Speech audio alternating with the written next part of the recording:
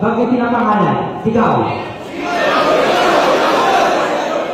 Nanunumpa na pag-uwi ko sa bahay, sasabihan ko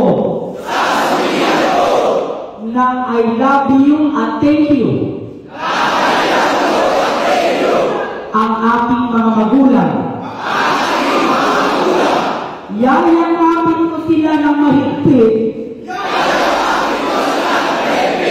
upang maramdaman nila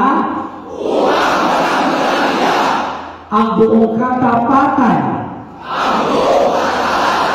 at aking pagmamahal. Lagi kong gagampanan ang aking tungkulin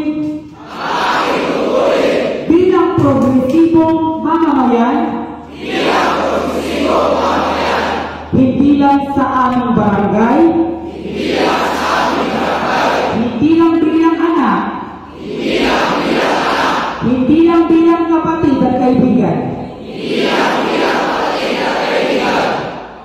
kundi bilang mag-aaral ng Sikos at Colleges.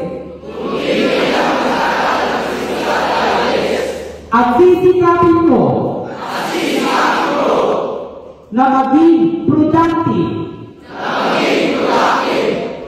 na mamamayan ng Republika ng Pilipinas.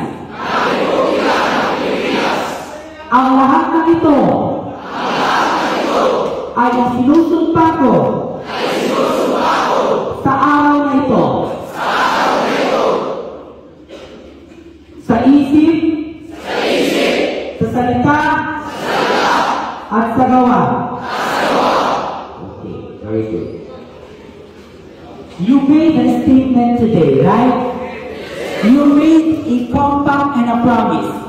I hope that you will do that by always, at all costs, at all reasons. Would that be clear?